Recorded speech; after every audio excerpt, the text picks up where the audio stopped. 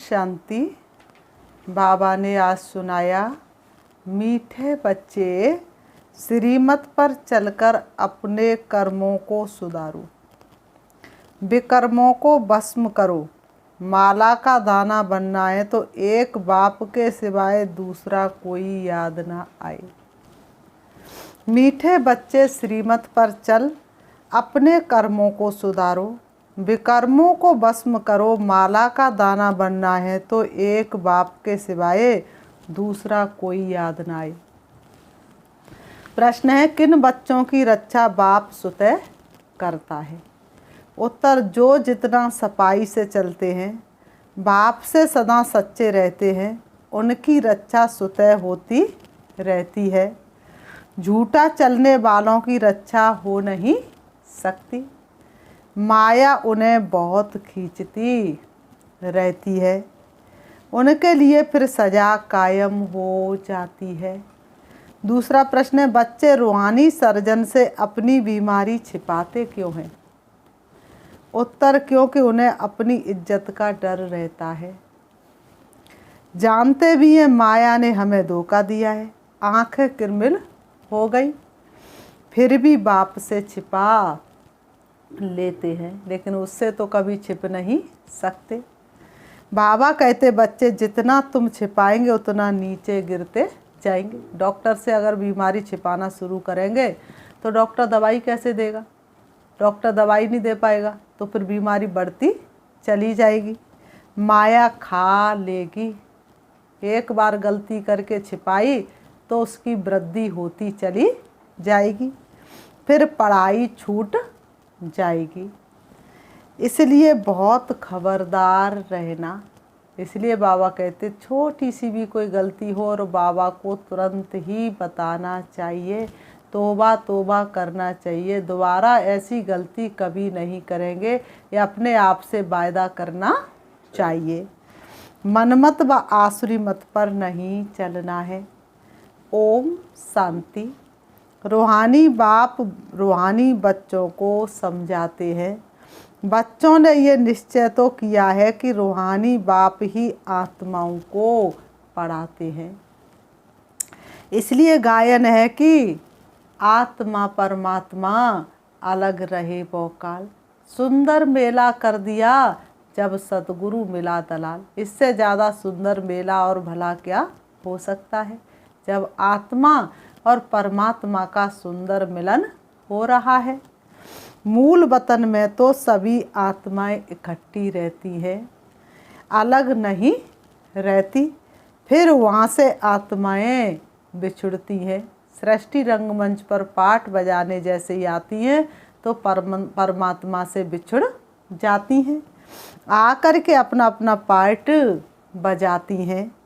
सतो प्रधान से उतरते उतरते तमो प्रधान बन जाती हैं। बुलाते भी है पतित पावन, आओ आकर पावन बनाओ। बाप बच्चों को समझाते हैं, हम हर 5000 वर्ष के बाद आते हैं। जब जब तुम मुझे पुकारते हो तब तब मैं आता हूँ, और हर 5000 वर्ष के बाद बाप का पाठ धरती पर फिर से पतित से पावन बनाने के लिए शुरू होता है। और सतयुग त्रेता के सुख देखने के लिए कभी वह धरती पर आते नहीं। बाबा ने कहा, ये सृष्टि चक्र ही 5000 वर्ष का है, इससे ज़्यादा सृष्टि की आयु हो नहीं सकती। निराकार से बाबा भी जरूर तन द्वारा ही सुनाएंगे। ऊपर से कैसे सुनाएंगे? ऊपर से सुनाने लग जाए तो कोई कैसे समझ पाए? ऊपर से कोई प्रेरणा आदि नहीं करते हैं। जैसे तुम आत्मा शरीर धारण कर बातचीत करती हो, बाप भी कहते, मैं इस तन द्वारा तुमसे बात करता हूँ। शरीर नहीं तो आत्मा बात कर ही नहीं सकती। ऐसे ही शिव बाबा भी ब्रह्मा बाबा के तन के द्वारा हम बच्चों से बातचीत करते हैं। तुम बच्चों को डायरेक्शन देता हूँ। जितना जो डायरेक्शन पर चलते हुए अपना ही कल्याण करते हैं। बाबा ने कहा, जितना जो डायरेक्शन पर चलते हैं वह अपना ही कल्याण करते हैं। बाप तो समझाते हैं, फिर कोई श्रीमत पर चले व ना चले, टीचर की सुने व ना सुने। बापन का काम है तो समझाना, फिर कोई चले ना चले, सुने ना सुने, टीचर का काम है समझाना। वह तो अपने लिए ही फायदा अथवा नुकसान करते हैं। बाबा ने कहा वह तो अपने लिए ही फायदा नुकसान करते, चलेंगे तो फायदा ही फायदा है, नहीं चलेंगे तो घाटा ही घाटा है। बाबा ने कहा नहीं सुनेगा तो फेल हो जाएगा। टीचर इतना अच्छा क्लास में जा कर के पढ़ा रहे हैं और स्टूडेंट बेंच पे सिर रख के सो रहा है, तो घाटा किसका है? अपना ही तो घाटा है। शिव बाबा तो अच्छी रीति समझाते हैं। शिव बाबा से तुम बच्चों को सीख कर और दूसरों को सिखाना है। सन सोज फादर, इसमें जिस्मानी बाप की बात नहीं है, ये है रूहानी बाप की बात। बच्चे समझते जितना जो श्रीमत पर चलते उतना वर्षा पाते हैं। जितना बाबा ने कहा उतना चल रहे तो उतना ही ऊंचा वर्षा कायम फिक्स होता चला जा रहा है। बाप कहते मुझे याद करो तो तुम्हारे जन्म जन्मांतर के पाप कट जाएंगे, क्योंकि रावण राज्य में पाप आत्माएं पुण्य आत्माओं के आगे माथा टेकती हैं, परंतु ये नहीं जानती कि यही पुण्य आत्माएं फिर पाप आत्माएं बनती है। देवताओं के आगे माथा तो टेक रहे, लेकिन ये नहीं पता कि यही देवताएं भी पाट बजाते बजाते नीचे गिर गए। ये भी हमारे और आपके बीच में ही बैठे हुए हैं। समझते हुए सदैव पुण्य आत्मा है। बाप समझाते हैं पुनर्जन्म लेते लेते पुण्य आत्मा से पाप आत्मा बनते हैं। ये सृष्टि का नियम है। नया सो पुराना जरूर होगा, पुराना सो नया जरूर होगा। 84 जन्म लेते हैं तो सतो प्रधान से तमो प्रधान में आते हैं। सतयुग से लेकर कलयुग अंत 84 जन्म जैसे ही पूरे होते, वैसे ही सतो प्रधान से आत्मा ऑटोमेटिक तमो प्रधान बन जाती है।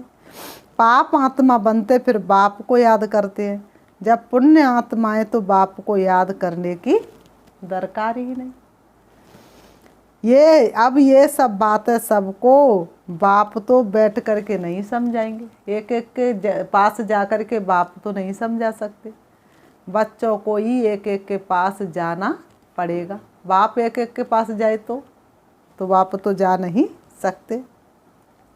बच्चे सर्विस करते हैं, यही तो बाप की सर्विस है।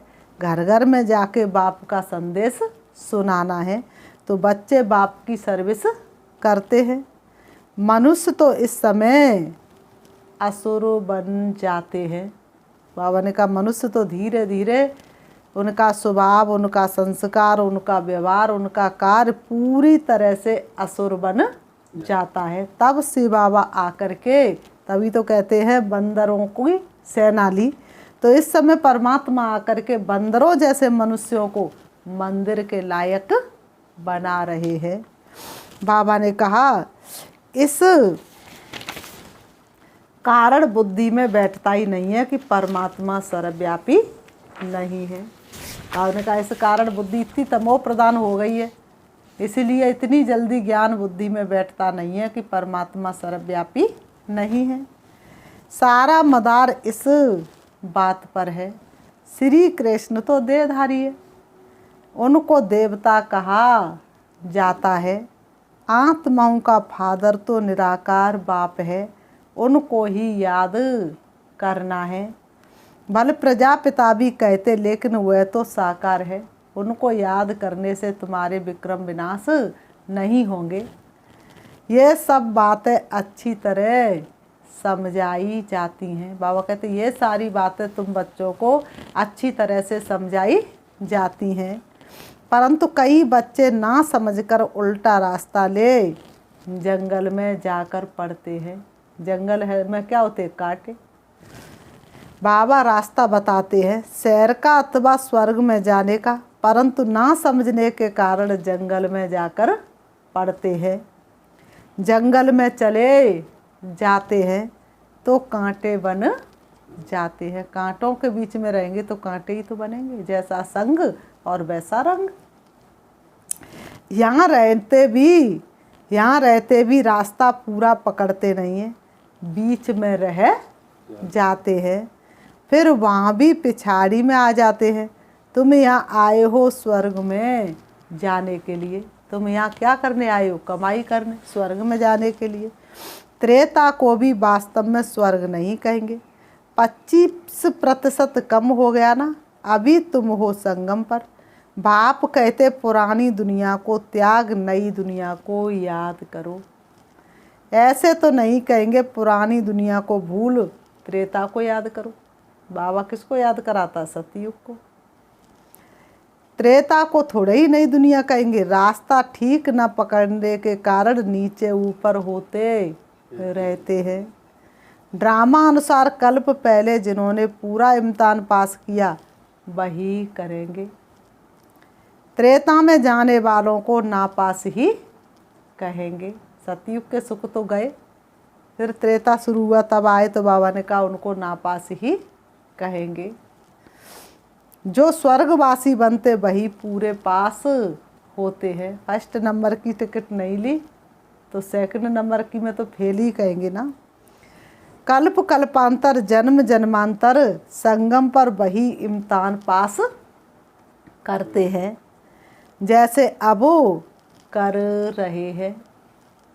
जो फूल बनने का नहीं होगा उनको भल कितना भी जोर से खींचेंगे लेकिन वह नहीं बनेंगे।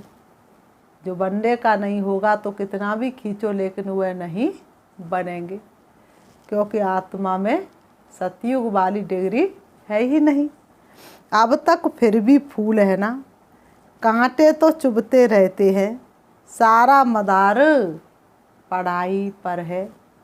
माया अच्छे अच्छे बच्चों को भी कांटा बना देती है। लगेगा ये तो बहुत श्रेष्ठ है, ये तो बहुत महान है, ये तो पूरे समर्पित महारथी बच्चे हैं, उनको भी माया कांटा बना देती है।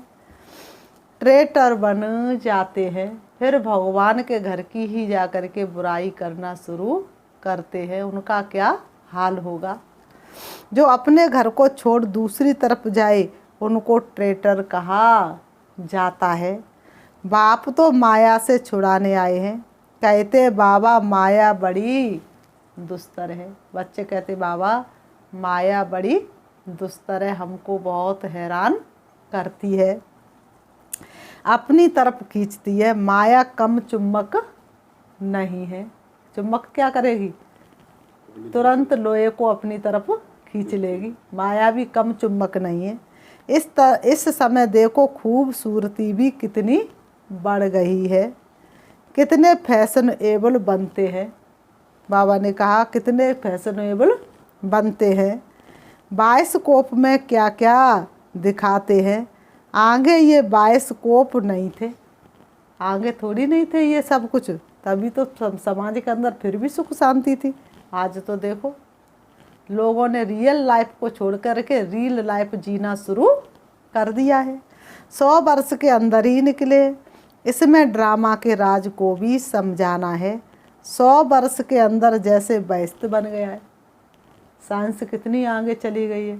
साइंस के साधनों को यूज करते हुए मनुष्य समझते अभी हम तो अभी स्वर्ग में बैठे हुए हैं। तो बाबा ने कहा 100 वर्ष के अंदर क्या क्या साइंस के साधन निकले हुए हैं। वहाँ तो ये साइंस भी बहुत सुख देने वाली होती है। वहाँ साइंस का घमंड नहीं होता है। कितना सुख देती है, परंतु वह सुख स्थायी हो जाए इसलिए पुरानी दुनिया का विनाश होता है। बाबा उस सुख को स्थायी करने के लिए क्या होता है? इस पुरानी दुनिया का विनाश हो जाता है। इसलिए विनाश होने से पहले श्री बाबा नई दुनिया की स्थापना का कार्य पूरा करता है। बाप बच्चों को ऊंच चढ़ाने के लिए देखो कितनी मेहनत करते हैं, परंतु कोई कोई तो मानते ही नहीं है कि बाबा हमको पढ़ाते हैं। कोई कोई को तो निश्चय बैठता नहीं है कि भगवान हमको पढ़ाते हैं। अच्छे अच्छे भी माया के चंबे में आ जाते हैं। माया कोई कम बलवान नहीं, जैसे बाप बलवान है ऐसे माया भी बलवान है। अच्छे अच्छे बच्चे भी माया के चंबे में आ जाते हैं। माया पूरा ही बस कर लेती है, परंतु फिर भी एक बार जो ज्ञान सुनाए तो स्वर्ग में जरूर आएंगे, परंतु ऊंच पद नहीं पाएंगे। कहते तो सब हम नारायण बनेंगे, तो पुरुषार्थ भी इतना ऊंचा करना चाहिए। जब नारायण बनेंगे तो फिर नारायण बनने की मेहनत भी करनी चाहिए।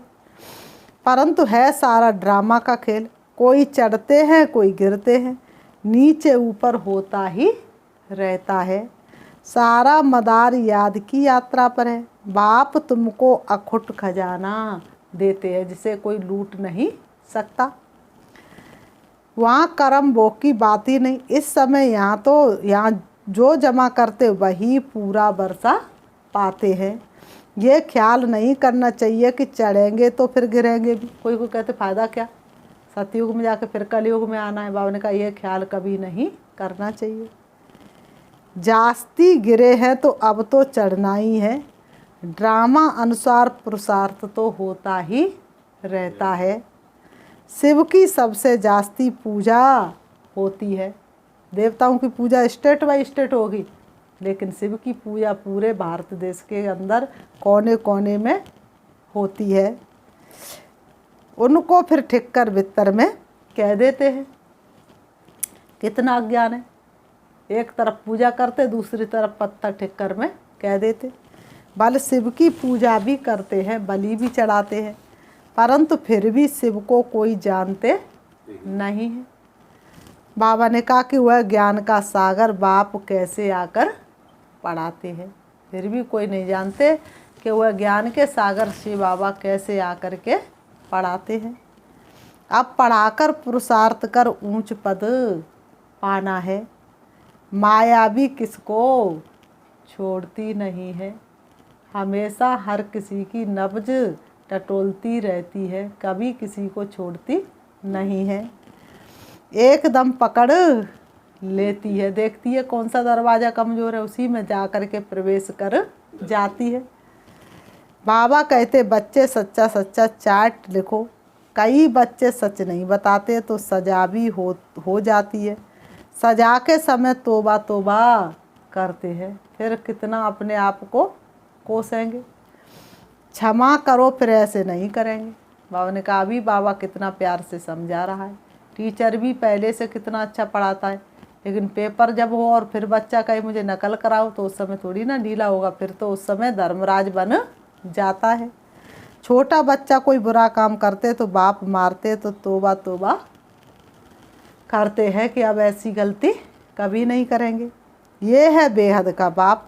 इतना बड़ा बाप कितनी नम्रता से चलते हैं, कितना मुलायम है। जैसे छोटे बच्चे मुलायम होते हैं, कोई भी बात होगी कहेंगे अच्छा ठीक है। छोटे बच्चों को अहंकार नहीं है, देह अभिमान नहीं है, तो माँ बाप जैसे कहेंगे बच्चे कहेंगे हाँ अब ठीक है। क्योंकि ड्रामा पर चलते अच्छा भाभी ऐसी थी, फिर समझाते आगे ऐसा ना हो। श्रीमत और आश्रीमत ये ब्रह्मा भी अलौकिक बाप है ना, फिर भी बेहद का बाप है। हद के बाप की भल कोई ना माने। बाबा ने कहा हद के बाप की भल कोई ना माने। बेहद के बाप ने इसे ब्रह्मा को निमित्त बनाया है, तो उनकी बात तो माननी चाहिए। बाबा ने कहा तो इनका जरूर मानना चाहिए, लेकिन कहते ना ब्रह्मा उतर आए भगवान उतर आए तो भी हम बात नहीं मानेंगे। तो आज समय ब्रह्मा भी उतर आए और ब्रह्मा के तन में शिव बाबा भी उतर आए तो भी अपनी चाल चलन छोड़ते नहीं। इसलिए ये बाबा कहते माया कोई कम नहीं है, उल्टा काम करा लेती है। और जब उल्टा काम करा लेती है तब समझ में आता है। समझना चाहिए ये है ईश्वरी मत। बाप कहते हैं इन द्वारा अगर ऐसी कोई मत मिल गई तो भी मैं ठीक कर दूंगा। बाबा ने रथ भी अनुभवी लिया है, कितनी गाली खाई है। बाबा के साथ बहुत सफाई से रहना चाहिए। जितना जो सफाई से चलेगा उतनी उनकी रक्षा होगी। सच्चे दिल पर साहिब राजी। झूठी चलन वालों की रक्षा नहीं होती है। जिसमें छल द्वेष कलेश नहीं, भगवान उसी का हो जाए। निर्मल जन मन सोई मोय भावा, और मोय कपट छल छिद्र न भावा। उनके लिए सजा कायम हो जाती है। माया नाक से पकड़ लेती है। नाक अगर कोई पकड़ ले तो फिर सांस भी नहीं ले सकते।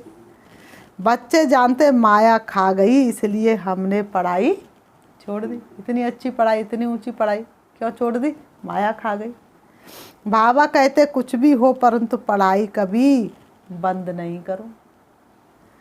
जो जैसा करेगा वैसा पाएगा। कब पाएगा? भविष्य में, क्योंकि अब दुनिया में चेंज होने वाली है। क्योंकि अब दुनिया में बहुत बड़ी चेंजिंग होने वाली है। ये कोई नहीं जानते सिवाय तुम्हारे। इन बातों को और कोई नहीं जानते सिवाय तुम बच्चों के, और किसी को तो पता ही नहीं। तुम्हारे में भी बहुत बच्चे इन बातों को भूल जाते हैं। बाबा कहते तुम्हारे में भी भूल जाते हैं। अगर याद में रहे तो खुशी भी रहे, परंतु माया एकदम बुला देती है। ये माया से लड़ाई अंत तक चलती रहेगी। लास्ट तक, जब तक तुम संपूर्ण नहीं बन जाओगे, और माया तुमसे निरंतर लड़ती ही रहेगी। अच्छे अच्छे बच्चे भी जानते हैं कि हमारे से ये हो गया, फिर सच नहीं बताते हैं। इज्जत का डर रहता है, गुटखा खाते रहते हैं। हाँ, कोई युगल है तो समझते एक ने बताया तो हम भी बता दें। युगल है तो एक ने बताया तो चलो हम भी बता दें। तकदीर में ऊंचे पद नहीं है तो सर्जन से छिपाते रहते हैं। और जिसने सर्जन से बीमारी को छिपाया तो उसकी बीमारी कभी ज़िंदगी में ख़त्म नहीं हो सकती। तो बाबा ने कहा जितना छिपाएंगे उतना नीचे गिरते जाएंगे, इसलिए कुछ भी छिपाना नहीं है। तेरा तुझको अर्पण, कुछ भी नहीं है हमारा। सब कुछ बाप के अर्पण करके चलो तो बाप खुद ही संभाल लेगा। ये आंखें ऐसी हैं जो किरमिल पने को छोड़ती नहीं हैं। कल की मुरली में बाबा ने क्या कहा? कोई कोई सोचते हैं ये उठा के खा लूँ या किसी की भांति पहन लूँ। कोई तो बहुत अच्छे बच्चे जो कभी दूसरे कोई को याद ही नहीं करते। शिव बाबा के अलावा और किसी को वह कभी याद ही नहीं करते। जैसे पतिव्रता स्त्री की जब कोई पर पुरुष में दृष्टि नहीं जाती है, बाबा ने कहा जैसे पतिव्रता स्त्री की कब कोई पर पुरुष में दृष्टि नहीं जाती है, क्योंकि वह पतिव्रता है। तो बाप समझाते अगर माला का दाना बनना है तो ऐसी अवस्था चाहिए। तुम्हारी आँख कहीं पर भी डूबनी नहीं चाहिए।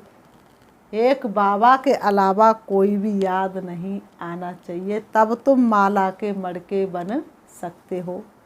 विश्व का मालिक बनना कोई कम बात है क्या? बेहद का बाप पढ़ाते हैं, बाकी और क्या चाहिए। आप बाबा सदा साथ है, अब हमें और क्या चाहिए।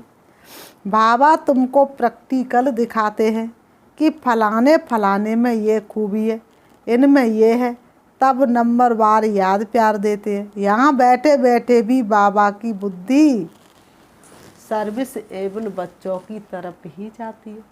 यहाँ बैठे बैठे बाबा की बुद्धि सर्विस एबल बच्चों की तरफ जाती है, भले ही कितने बच्चे सामने बैठे हैं। अज्ञान काल में भी आज्ञाकारी बच्चों पर प्यार रहता है। जो आज्ञाकारी नहीं होते उन पर कोई प्यार करता है क्या? बाबा ने कहा बाबा जानते मेरे कौन से बच्चे, बाबा जानते मेरे कौन से बच्चे अच्छी सर्विस करते हैं। शिव बाबा को लगते प्यारे दिन रात जो सेवा में गुजारे, जिनका सुबह से शाम तक सेवा में समय जाता है, तो बाबा उनसे बहुत प्यार करते हैं। तुम हो ब्रह्मा कुमार और ब्रह्मा कुमारियाँ, शिव बाबा के पोत्रे और पोत्रियाँ, दादे से वर्षा तो जरूर मिलना है। ब्रह्मा के पास वर्षा नहीं है, ब्रह्मा के पास वर्षा नहीं, वर्षा शिव बाबा के पास है। बाप खुद कहते मैं तुम आत्माओं का बेहद का बाप हूँ। ब्रह्मा के तन के द्वारा शिव बाबा खुद कहते कि मैं तुम्हारा बेहद का बाप हूँ। हे प्यारे बच्चे, तुम मुझे दिव्य दृष्टि के द्वारा पहचान लो। तुमको बेहद का वर्षा देता हूँ, हद का नहीं। तुमको शिव बाबा बेहद का वर्षा देते हैं। इसलिए अब मेरी श्रीमत पर चलो और कोई कठिनाई की बात बाबा बताते नहीं। मैं आया हूँ तुम बच्चों को आप समान बनाने। शिव बाबा तुम बच्चों को अपने समान बनाने आया है। बाबा ने कहा अशरीरी बनाए वापस ले चलने के लिए। इसलिए पहला पार्ट पक्का करो। मैं कौन? मैं आत्मा हूँ। अब तुम्हारी ज्योति जगा रहे हैं। करुणा हम पर बरस रही है बाबा के उपकारों की। शिव बाबा आकर हमारी ज्योति जगा रहे हैं ज्ञान और योग से। अगर ज्ञान और योग में ठीक रीति न रहे तो धर्मराज के मोचरे खाने पड़ेंगे। इसलिए पहले अपने विकर्मों को भस्म करो। अपनी घोंट तो नशा चढ़े, तो इतनी घोंटो जो नशा कभी कम हो ही नहीं। इस समय मनुष्य भला अपने को स्वर्ग में समझते हैं, परंतु ये है अल्पकाल का सुख। उनको बेहद का बाप वर्षा भी नहीं देते हैं। उनको ये श्राप लगा हुआ है। बाप कहते मैं गरीब निवाज हूँ। जो बिल्कुल ही गरीब पतित अल्लाह है उनको साहूकार बना देता हूँ। अगर कोई पतित से पावन नहीं बनते हैं तो विजय माला में आ नहीं सकते। धन भले ही यज्ञ में कितना भी लगा दे, लेकिन जब तक खुद का पुरुषार्थ नहीं किया, पवित्र नहीं रहे, तो स्वर्ग में आ नहीं सकते, ऊंच पद नहीं मिलेंगे। तो बाबा ने कहा तो ये तो बाबा कहते ये तो बेहद के बाप के साथ सौदा करना होता है। कौन ऐसा होगा जो बेहद के बाप के साथ सौदा नहीं करेगा? बाबा ये तो सब मिट्टी में मिल जाना है, किसकी दबी रहेगी धूल में, ये प्रैक्टिकल देखा है। बाबा ने कहा इसलिए हम आपके ऊपर बलिहारी जाते हैं, ये सब कुछ आप ले लो। बाबा ने कहा हमें स्वर्ग का मालिक बना दो। बाप कहते मैं तो दाता हूँ, मैं क्या लेकर के करूँगा। ये राजाई स्थापन करने में अथवा विश्व का मालिक बनने में कोई खर्चा नहीं है। गरीब भी पढ़ के ऊंच पद पा सकता है, तो अनपढ़ भी पढ़ कर के ऊंच पद पा सकता है, तो पढ़ा लिखा भी ऊंच पद पा सकता है। वहाँ देखो लड़ाई के लिए कितना खर्चा होता है। यहाँ तो तुम्हारा क्या खर्चा है? कुछ नहीं। तुम्हारा कोई खर्चा है? कोई फीस रखी है? कोई इम्तहान फीस रखी है? कोई एडमिशन फीस रखी है? क्योंकि कोई भी हथियार पवार नहीं है। योग बल से विश्व के मालिक बनते हैं। बहुत लोग बाँव बल से इतना लड़ते हैं, फिर भी विश्व का मालिक नहीं बनते। बाँव बल से इतना लड़ते, फिर भी विश्व के मालिक नहीं बनते, मालिक नहीं बन सकते। ड्रामा में उनका पार्टी नहीं है। सच्चा राजयोग बेहद का बाप ही सिखलाते हैं। तुम जानते हो राजयोग से परम पिता परमात्मा ने स्वर्ग की स्थापना की थी।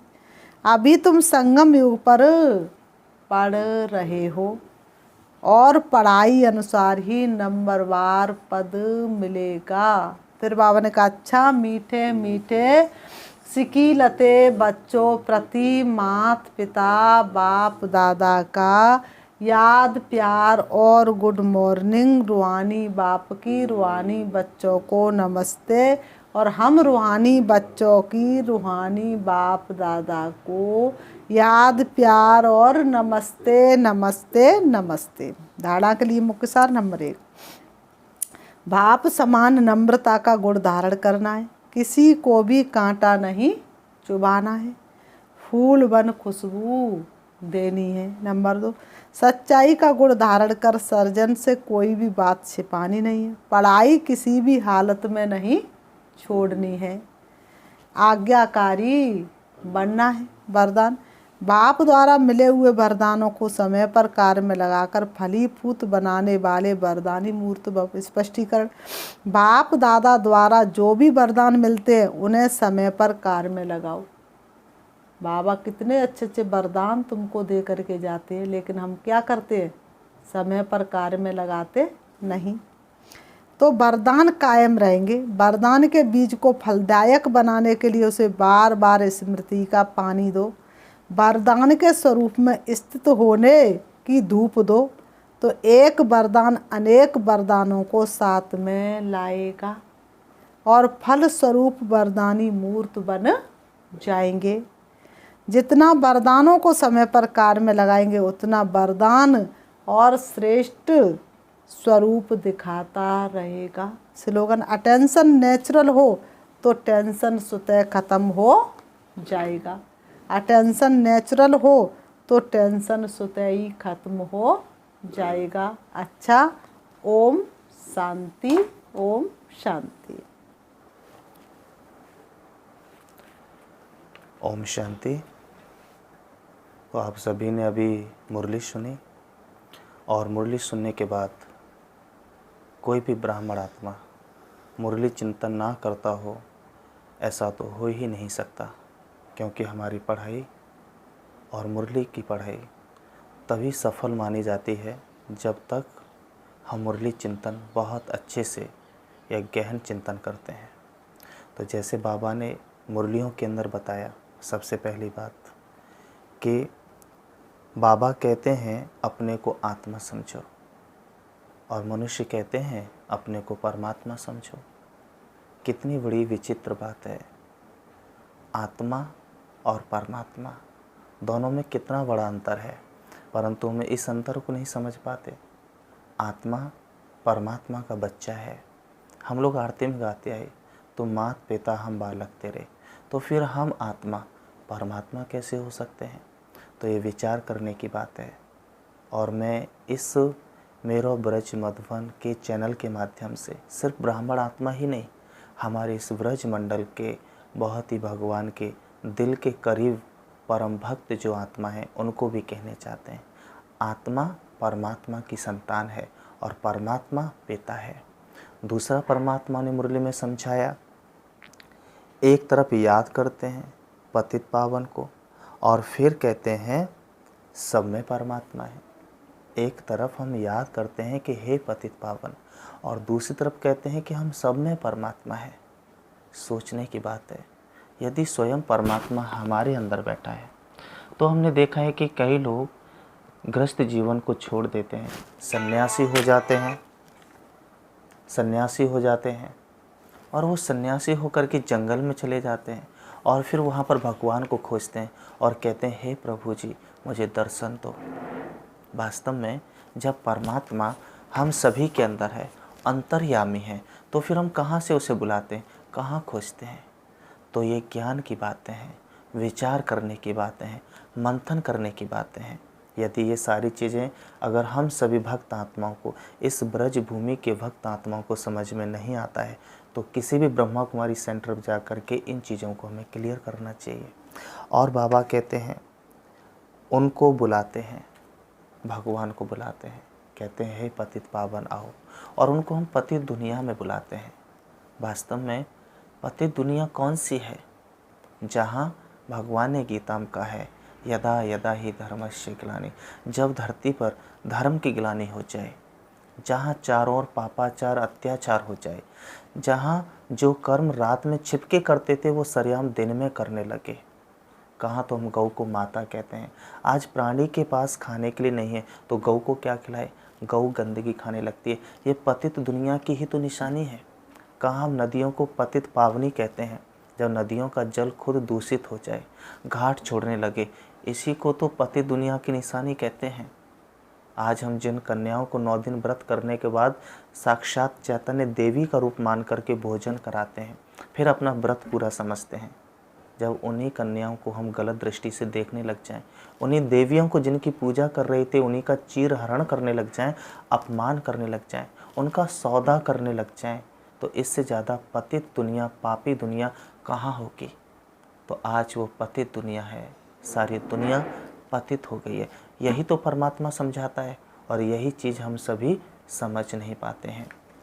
और परमात्मा का आत्मा का रूप क्या है? आज मनुष्य तो यह भी नहीं जानता कि आत्मा का रूप क्या है और परमात्मा का रूप क्या है।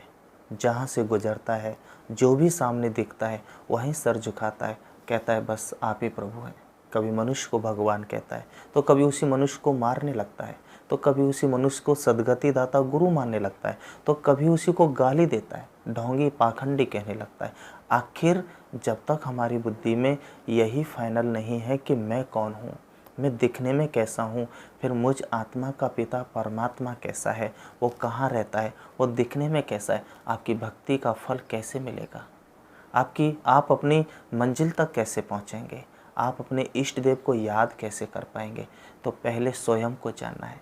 किसी संत ने सच कहा है कि पत्ता पत्ता सींचने से फूल कभी खिल सकता नहीं और आत्मा के ज्ञान बिन परमात्मा कभी मिल सकता नहीं। जब तक आपने स्वयं को नहीं पहचाना कि मैं कौन हूँ, तो मेरा पिता कौन है उसको कभी नहीं पहचान सकते।